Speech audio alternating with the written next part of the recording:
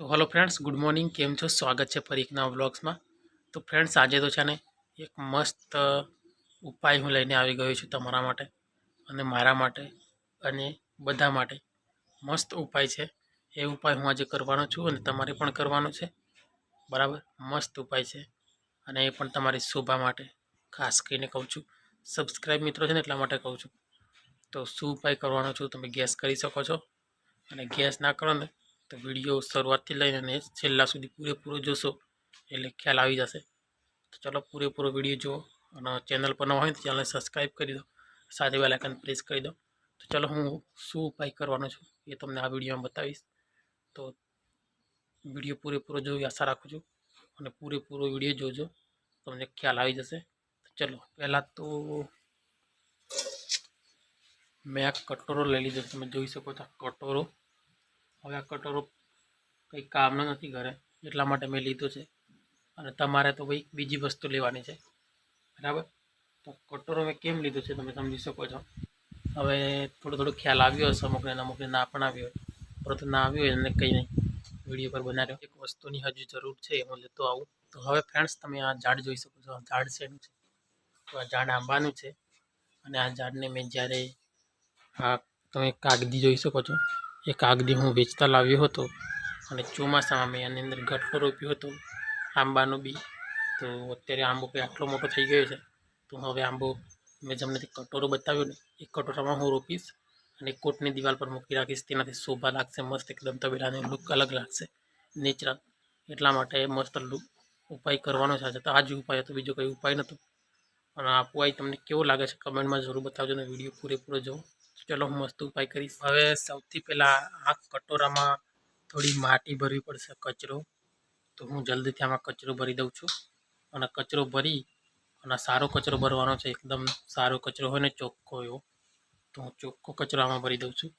કચરો એટલે કે માટી, સારી માટી, એકદમ ચોખ્ખી માટી, કચરાવાળી માટી ના હોવી જોઈએ, બીજો કોઈ બકા ના હોવો જોઈએ। ફ્રેન્ડ્સ, ફાઇનલી હું માટી લઈને આવી ગયો છું, કચરો। તમે આમાં માટી જોઈ શકો છો, એટલે ચોખ્ખી માટી છે, નજીક લાવીને પણ તમને બતાવું। તો હવે જલ્દીથી હું આંબો આમાં રોપી દઈશ, આની અંદર હું સ્થિર કરી દઈશ, જોઈ શકો છો। હવે આ જે કાગદી છે ને એ બિલકુલ કાઢવી પડશે અંદરથી, તો ચલો જલ્દીથી કાઢી લઉં।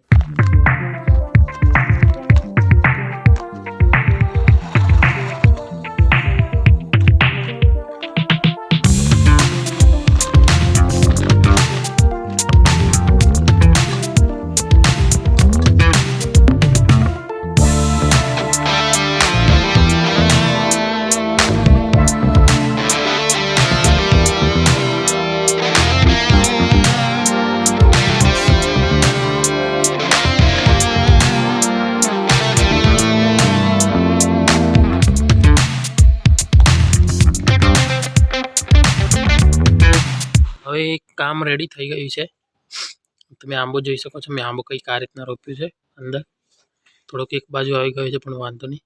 અહીંયા હું પાણી રેડી મૂકીશ એટલે એટલે ચારે તરફ પાણી ફેલાઈ જશે અને મસ્ત રહેશે અંદર।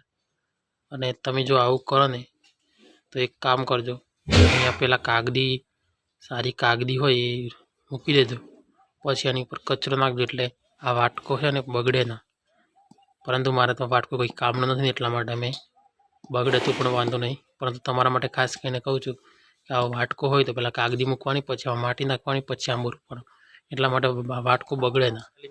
ફાઇનલી ફ્રેન્ડ્સ, આપણું જે કામ હતું, ઉપાય હતો, એ મસ્ત તૈયાર થઈ ગયું છે। હવે હું કઈ જગ્યાએ ડ્રોપ કરવાનો છું એ તમે પૂરેપૂરો વિડીયો જોશો ત્યારે ખ્યાલ આવશે।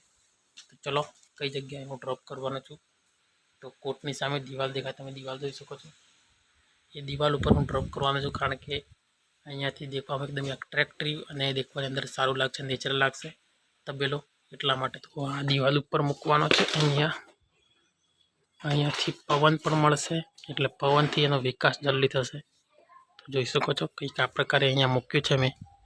તો અહીંયા ભેંસો છે નીચે, પણ પડવાની સંભાવના બહુ ઓછી છે, ઉપરથી ના પડી શકે, ક્યારેય પણ ના પડે, વાવાઝોડું આવે ને તો પણ ના પડે। હવે જલ્દીથી પાણી પીવડાવશું આંબાને।